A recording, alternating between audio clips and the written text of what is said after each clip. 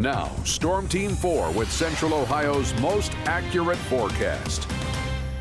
And our Ben Gelber joining us now. Kind of sunny out there today. A big change up from yesterday when it was kind of rainy and soggy out there, Ben. Yeah, Mark, actually a pretty nice day except for the wind that was gusting to almost 50 miles an hour. You can see that spinning storm still over Michigan's Upper Peninsula. That's what's driving the wind with the storms to the east. Now, last night, vehicles became stranded in high water in Utica in Licking County after multiple rounds of storms dumped nearly 4.5 inches of rain on the north side of town, resulting in several high water rescues. Some roads earlier in the overnight, 2 to 3 feet underwater, which mostly receded by dawn. Still a lot of field flooding going on.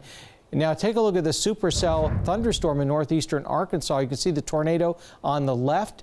And that strong storm struck a mall and regional airport in Jonesboro around dinner time yesterday, which would have been occupied by hundreds of people, except for everybody was home. So that was a miracle in that sense. A large wedge tornado caught by the Arkansas Department of Transportation camera hitting the east side of town. You can actually see debris being lofted by the storm. So you can see the ribbon of rain from Shelby County and Bellefontaine across southern Delaware all the way into northern Licking counties, where we had 2, 3, even locally 4.5 inches in that orange spot and over 4 inches in Shelby County, but much less to the south. So that's why the flooding was in that narrow band where a boundary had set up, interacting with energy coming in, a very strong and potent storm with multiple wind directions here out of the south, from the Gulf, from the northwest, and so that kind of turn to the atmosphere. At least 17 tornadoes all the way from Arkansas to Iowa, and we were in that warm sector and along a warm front, which was the focus for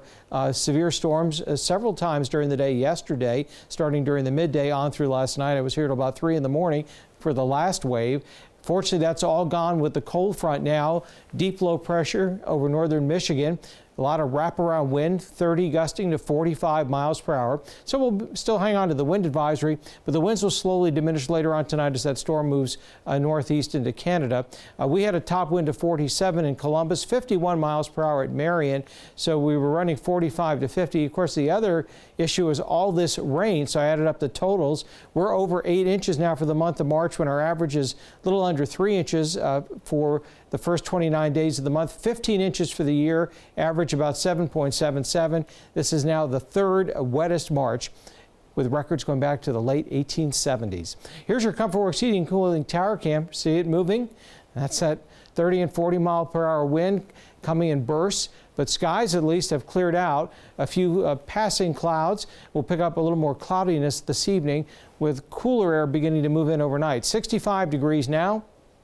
West-southwest wind at 24 miles per hour. It's still 71 at Logan and 72 at Piketon, 59 at Marion. So cooler air filtering in. And London has the peak wind gust now at 41 miles per hour. But we'll see those winds start to calm down after sundown.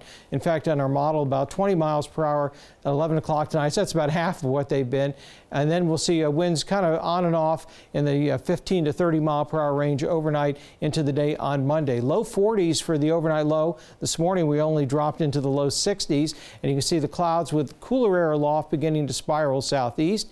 Temperatures tomorrow, though, much cooler than today. We'll be stuck in the mid 40s with the milder air off to the south, high pressure building. And the next storm on Tuesday is going to pass off to our south, so we don't have any significant rain and no severe weather this week, but chilly temperatures, as you can see, in the 40s again on Tuesday. So breezy, turning cooler, some clouds overnight, maybe even a sprinkle off to our north, and about 45. It'll turn to kind of a gray, chilly Monday and Tuesday both.